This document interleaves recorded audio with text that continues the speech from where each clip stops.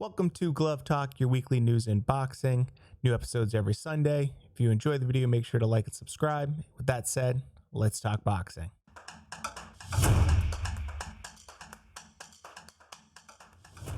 Another week of top-ranked fights, a little bit of news, and then we'll start going through the weight classes and start talking about the lightest weight class and the heaviest weight class. So let's get into it this week. All right, so Tuesday night we had Andrew Maloney versus Joshua Franco. Franco was a little bit of an underdog for this fight, and quite honestly, it was a good fight overall. I mean, it was very solid, a lot of high volume punching, very competitive fight for the most part until about the 8th round. From then on, Joshua Franco just really kicked it up in another gear. You could tell that that conditioning he had was fantastic. 10th round, he did get the knockdown on Maloney, which helped give him a little bit more breathing room when it came to the final judges card, and he did end up winning WBA title. So congratulations to him. He did definitely make Andrew Maloney pay for it though, because in the end Andrew Maloney did have to go to the hospital and was hospitalized because afterwards he was vomiting, and they did find that he had also a perforated eardrum. So I hope that he has a speedy recovery, and we'll be moving on to Thursday night, which was his brother, which is Jason Maloney. Jason Maloney, it wasn't a really much of a matchup. Quite frankly, he just breezed through and got the stoppage in the 7th round. So that was a pretty easy fight for him. Good night of work, easy work, got his paycheck and got out of there. Then Saturday night, we had Miguel Burchell fighting a guy that quite frankly shouldn't have even been in the ring with him. And boy, oh boy, did he give this kid a beating. I mean, he just destroyed this kid. I believe at one point he had over 110 punches landed compared to the other kid who had barely even 19. So yeah, this was a brutal fight to watch, and thankfully the ref stopped it in the 6th round. Not really much to watch, and let's see where he goes from here, because I'm excited to see this guy. I mean, he's a great fighter and he throws a lot of punches and he's very heavy-handed, but let's see him fight someone that's actually worth being in the ring with him first. Okay, so now actually moving into the news. A little bit scary news is that Duran was brought to the hospital and has been hospitalized and tested positive for COVID-19. Talk about a legend in boxing, had some absolute wars, and was an amazing former fighter and champion. We all wish him a speedy recovery. So moving on from that, speaking of another former champion, Oscar De La Hoya talking about making a comeback. Don't don't do this, De La Hoya. Just stay promoting and doing that. There's no reason for you to try to get back in the ring. He does talk about the fact that he's going to see what Mike Tyson does and how that all goes first and then make a decision, but seriously, Oscar, just stay out of the ring. It's kind of stupid if you ask me. Next up, Matchroom has announced their fight camp, which is going to begin August 1st. They're going to have Dillion, Whyte, and Bavekin on August 22nd. Looks like Katie Taylor's also going to be involved in this. I'm actually very excited for this. I think that, I think Matchroom in general has some of the best fighters under contract and has some very exciting fighters in their stable. So for you UK boxing fans, you'll actually start to have some fights in your time zone. That's good. I know that they're probably going to be no crowds for these fights in August. Maybe later on, they're talking about maybe in November having actual crowds, but we'll see what happens there. Now, interesting enough, Chocolatito looks like he might be fighting Estrada and having that rematch, because actually that fight that we talked about earlier at the very beginning, Joshua Franco win, that has actually allowed him to have this fight with Estrada. Now it seems like things have worked out in his favor for this. So, thank you, Joshua Franco, for making this happen, because I'm very excited about this idea for a rematch. Now, there was talk about money and how this is all going to kind of work out in terms of compensation. This whole weight class is starting to become incredibly interesting. I'm very excited to see what happens with this rematch, and hopefully it happens. So, like I said, with the Matchroom fight camp, it looks like Katie Taylor and Amanda Serrano are going to be fighting. It looks like there's been talk about the fact that they have signed a contract. Things are kind of working out. Initially, there was a report that kind of came out that I guess Serrano's manager said that she was asked to take 50% pay cut, and then I guess this was just a suggestion, and things have kind of worked out a little bit. But But what's nice is, if you remember last week, I did talk about the fact that it looked like people wanted to see her soon possibly get the fight and have the rematch with Katie Taylor. I guess Eddie Hearn has put out a contract and offer to her, so we'll see. Either it's going to be a mega fight with Serrano, or we're going to get an amazing rematch. I don't know if you follow her on social media at all, but she has been working out nonstop, it looks like, and I can't wait to see what happens. So this is going to be exciting for women's boxing and boxing in general. So let's see where we go from here. So now, going from women's lightweight, we are going to go to men's welterweight, and boy oh boy, do we have a nice story here. It's always interesting when sparring stories kind of come out and kind of get leaked a little bit. You know, these things are supposed to be kind of kept behind closed doors, but we have one here that I think pretty legit, and that is a story that Amir Khan got put to sleep by Manny Pacquiao in sparring.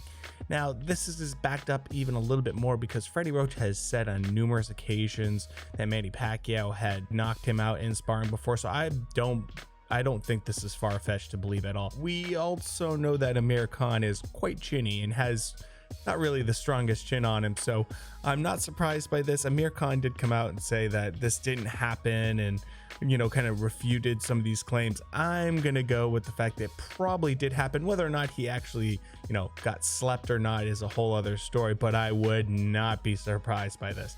It's always interesting when these stories do kind of make it out. So you get some people that want to say, oh, this never happened, or oh, this probably did happen. I think in general, more people think that this did happen than it did. So speaking of Manny Pacquiao, Mikey Garcia saying that he thinks he can complicate things for him, just like Marquez did. I don't know about that, but I do think that Mikey Garcia would be a good matchup for Manny Pacquiao. I think that a lot of people are kind of discounting Mikey Garcia, especially after that Earl Spence fight. You have to remember, he went up 2 weight classes and fought a very large welterweight, and so I think that that would be a very smart fight for him to do, especially because Manny Pacquiao is just naturally a smaller guy. We talked last week about the idea why it wouldn't be smart for him to go up to 160 and fight middleweight, because he naturally walks around at like 140. So I think this is a better matchup for him. Mikey Garcia naturally is a smaller guy as well, so they would be a nice matchup in terms of just physicality and size. I think this would be a fun fight to see, but people, like I said, I think people are kind of sleeping on Mikey a little bit. Mikey's a very good fighter. I think because he didn't do well against Earl Spence and kind of got beat up in that fight, people are just kind of forgetting about Mikey, so I think this would be a good fight. I think this also works for Manny Pacquiao as well, because I think Manny Pacquiao probably feels like he could probably beat Mikey Garcia. I don't know who I would actually have in this fight. I'd have this a little bit more 50-50 than some of the other lineups with Pacquiao. I think Pacquiao talking about fighting someone like a Crawford, I'd probably favor Crawford a little bit more. And, you know, I don't really want to see a Keith Thurman rematch because Keith's been talking about that nonstop. So I think Manny Pacquiao versus a Mikey Garcia, that sounds great to me. I definitely want to see that. Definitely a little bit more of a 50-50 fight. Now, speaking of a fight that would not be 50-50, moving up to middleweight, and that's Chris Eubank Jr. saying that he knows he can beat Canelo. No, you can't, Chris. See, this is one of the things with Chris Eubank Jr. He has these moments where he impresses me with his training. He looks always like he's in great shape. You know, the James DeGale fight, he looked quick, he looked strong. I felt really good about him moving forward now that he has Roy Jones Jr. training him and everything like that. And then you kind of get these moments where he's delusional and he says just off the wall stuff and kind of stuff that's just not backed by any kind of rationale. So I think that, you know, him saying he would beat Canelo, I think Canelo would just destroy him, quite honestly. I don't think he's seeing how much trouble someone like a Billy Joe Saunders gave Chris Eubank Jr. in terms of just being, you know, slick and good defense like that. I mean, Canelo has that, but then also has immense punching power. So I just don't give him any chance at all whatsoever. Now we're going to be moving up to actually heavyweight. Normally, you know, there's some other weight classes that have some interesting information, but there just hasn't been that much. And quite honestly, heavyweight is just loaded with news this week, and a lot of it's just kind of the kind of big 3-4 guys that you would expect. But this week's a little bit different. It's not just talking about fights, it's talking about a lot of trash talk that's going on. So we're gonna get right into it, and just heavyweight's gonna be its own thing and kind of take up the bulk of this week's news. So first we're gonna talk about Jarrell Big Baby Miller has tested positive again for PEDs. And in my opinion, this is the last straw. Ban him. Just simply ban him for life. He does not deserve another chance. Quite honestly, it's pretty disgusting the fact that he's now failed 4 tests for PEDs. So first, he had the first incident when he was a kickboxer back in 2014 and tested positive. And then, of course, with the Anthony Joshua fight, he failed 3 tests for PEDs and tested positive, so he got bumped from that. Now, interestingly enough, he didn't actually get a suspension for that because he didn't have a boxing license in New York. I don't understand that. He's from New York, so I thought he would have a boxing license in New York. But regardless, now we have this another incident where he was supposed to fight, I believe, on July 9th, and he tested positive again. How many times does this guy need to test positive before people just say, you know what, you're not allowed to do combat sports? And you know what, I want to talk a little bit more about why this is so frustrating and why I think he needs to be banned from combat sports in general. So, you know, when other guys test positive in other sports for PEDs, it gives them an edge. It allows them to get the best of their competitors. And yeah, sure, someone might lose a game, or it might really kind of alter some of the season a little bit. And I understand that. And that's not fair. And I think that, you know, the bodies that govern those sports should do what they can to weed that out. But with boxing, it's different. It's not the same thing. You're not talking about someone losing a game. You're talking about someone possibly getting permanently damaged for life.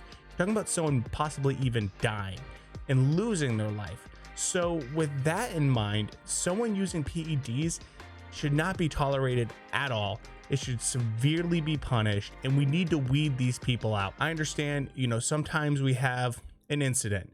We have some bad pork or bad meat or nasal spray that's happened, you know, with some very big boxers. And I understand sometimes you can have maybe one bad test. So then we give them suspension, maybe have, you know, the actual VADA testing look into it, see how this all could happen. And if you have one bad test, you get suspended for a while, pay a fine. I understand it. When you fail 4 tests now, you need to be banned for life. This is ridiculous. Clearly, he cannot perform without actually using PEDs. So I think you just gotta make an example of him and ban him for life. That's my opinion about this whole situation. And quite honestly, I won't be sad to see him go. Now we're gonna be moving on to some other interesting news, which is Daniel Kinahan apparently is gonna be not involved with the AJ and Fury fight. Bob Arum and Tyson Fury had a conversation about this and now are distancing themselves from him, and he will no longer be involved in the negotiation of everything. So if you don't know who he is or why this is a big deal, all you really need to do is Google him, and yeah, that's what you get when you Google his name. So if that doesn't tell you why they might want to distance themselves from this, especially Tyson Fury's fan base, I mean, this just did not go over well for him. I know he talked about it on social media about thanking Daniel Kinahan for setting up the AJ fight and how he was a big part of that, and people were not happy about that. There's been bad people involved in boxing for a very long time. This is not the first time someone like this has been involved in boxing, but in general, you really don't want to see this. And if you're Tyson Fury or you're Bob Arum, you shouldn't really be associating yourself with people like this, because it just doesn't make you look good. And like I said, especially if you're Tyson Fury, your fan base is a huge UK fan base, very strong opinions about him. I would not be involved with him. So I think it's probably a good idea for them to distance themselves from him. So Daniel Dubois and Joe Joyce look like they're going to be fighting in late October at the O2 Arena. And I believe this is because Frank Warren believes that they can have a gate and have a crowd there. I know for you UK fans that you guys are hoping that this can happen. What a great fight, and I hope that, you know, you guys get to see this live there. It looks like boxing's starting to actually come to the UK again now, with, like I said early, that, you know, Matchroom's looking at starting their fights up. So I would hope this would have a gate. I think this would be a big draw. I don't know what they can actually do for capacity and how they're actually going to set it up, but we'll see what's going on. But interestingly enough, afterwards, Frank Warren said that he thinks the winner of whoever wins should fight Dillion Whyte. I think this is a pretty stupid statement because neither one of these guys is quite ready for someone like a Dillion Whyte, especially someone like a Daniel Dubois with his age. I would wait before you throw him into the deep end. Joe Joyce, I get a little bit more because he's so much older and you kind of have to rush his career along because he doesn't have a ton of time left on it. But I would not throw, Daniel Dubois to Dillion Whyte quite yet. Quite honestly, Dillion Whyte is a top 4 heavyweight right now, and I think he's more focused on the WBC, so I don't see him really wanting to fight someone like a Daniel Dubois or Joe Joyce. I think either one of these guys should look at a little bit different kind of opponent. I think actually right now they should look at who Dillion Whyte's going to fight, and that is Alexander Povetkin. If Povetkin loses, which I think he is going to lose to Dillion Whyte, I think that'd be a perfect person for either Daniel Dubois or Joe Joyce to fight. He's older, he has name recognition, and at the same time, his skills have deteriorated enough, but he's still dangerous enough that people take him serious. He went the distance with Michael Hunter, and he does show that, he still has a little bit of gas in the tank. I think that would be a better setup than having either one of these guys fight Dillion Whyte. So that's my personal opinion, but we'll see where it goes. And then Frank went on to kind of make another statement that, quite frankly, I think this one's really foolish, and that's him saying that he thinks Tyson Fury would beat Lennox Lewis. Now look, I think Tyson Fury is a very good heavyweight, but let's be honest with ourselves, okay? He hasn't even had a title defense yet. Either time he's won the belt, he hasn't had a title defense. Do I think that it'd be an interesting fight? Yes, but let's not get ahead of ourselves considering that Lennox Lewis is a top 10 heavyweight of all time. Okay, Tyson Fury is very gifted and very skillful, but like I said, we need to see a little bit more on his resume before we start making statements like this. This is just kind of foolish. Speaking of Tyson Fury said he's not convinced that Anthony Joshua will actually reach the unification fight. And you know what? I can see why he would say this, but at the same time, I think he has the tougher route in comparison to AJ.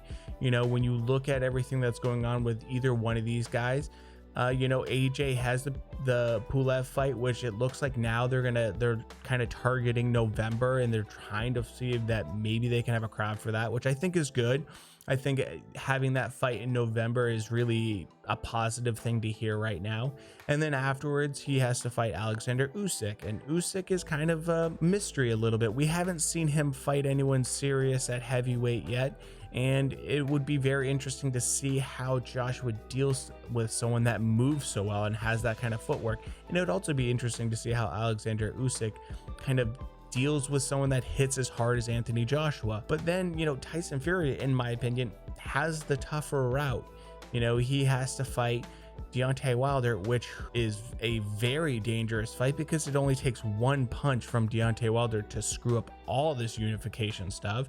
And then you have Dillion Whyte, who looks like he's now going to get his title shot. And we'll talk a little bit more about Tyson Fury and Dillion Whyte because they had a little spat online, and we'll kind of dive into that because it's, to me, the most entertaining thing that happened this week. Dillion Whyte, like I just said, is a very talented top 4 heavyweight with, in my opinion, the best left hook in the heavyweight division. So, in my opinion, yes, he can make this statement that he doesn't think that AJ is going to make to the unification, right?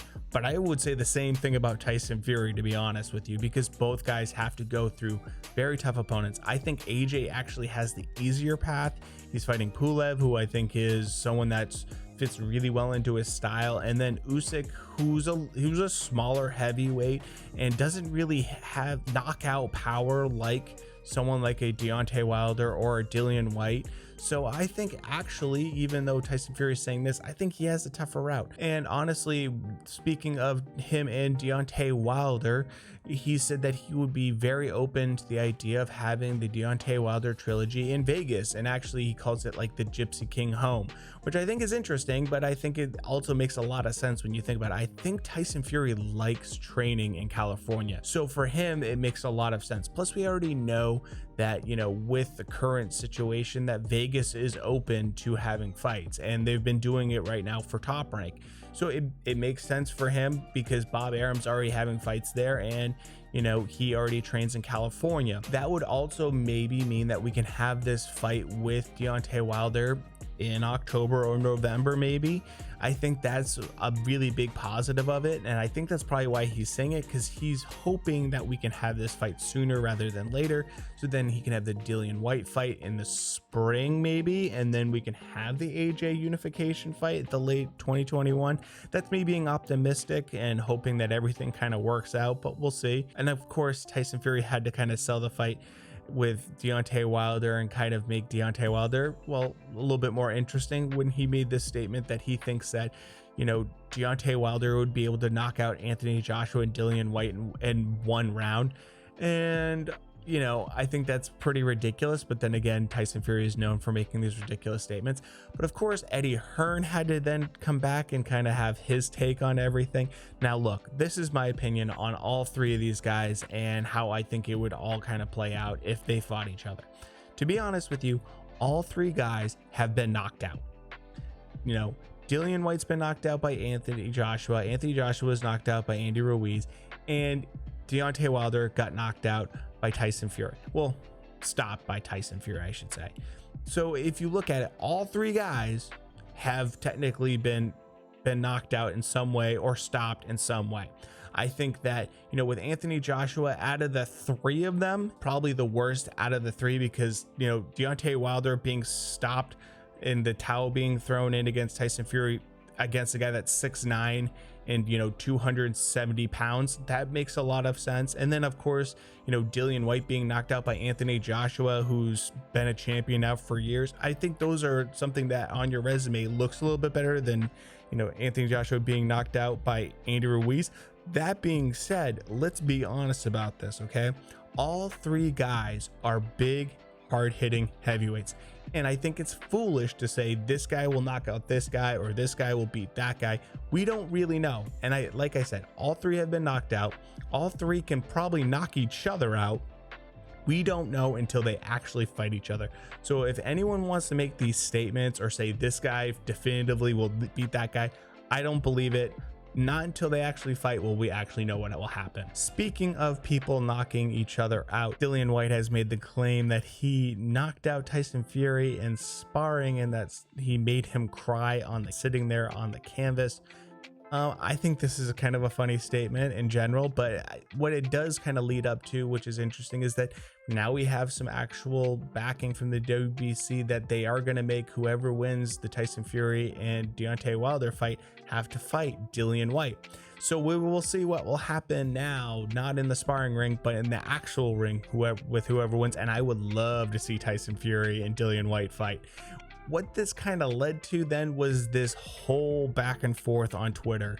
And it was, you know, Dillion Whyte basically calling Tyson Fury a coward and all this stuff like that. Then, of course, you know, Tyson Fury is never going to let someone talk to him like that. So, of course, he shot back. So what makes this whole thing a little bit more interesting is that at one point, Dillion Whyte said to Tyson Fury that he wanted to fight him before he had the second fight with Deontay Wilder. And Tyson Fury said he agreed. But then when stuff kind of got a little bit more serious, you heard, you know, Tyson Fury called Dillion Whyte a bum and call him a janitor and all this other stuff, and basically just said that like he's not interested in that fight. He doesn't want to do that fight. He's got other things to do. So there has been kind of this weird thing between Dillion Whyte and Tyson Fury, where Tyson Fury at first was like, yeah, I'll take you on, and then kind of backed off, which was a little bit interesting because normally Tyson Fury doesn't back down from anyone and is very vocal about fighting anyone all the time, as we all know, in the mother's back garden, all that jazz. So this whole kind of rivalry between Dillion Whyte and Tyson Fury, in my opinion, it needs to be settled, and that's why I'm hoping Tyson Fury beats Deontay Wilder in a definitive fashion, and then we get to see Dillion Whyte versus Tyson Fury and see if these sparring rumors are actually true. So that's what I got for this week. Thanks for stopping by. If you enjoyed the video, make sure to hit the like button and subscribe. And down below, I also have some of my other social media. You can check me out. I'm on Twitter and I'm on Parlay. Both of them, I kind of do live tweets on the fights that are happening, especially these top rank ones, and just kind of give my general thoughts on some of these UFC fights that are happening, which are fantastic. Thanks for stopping by.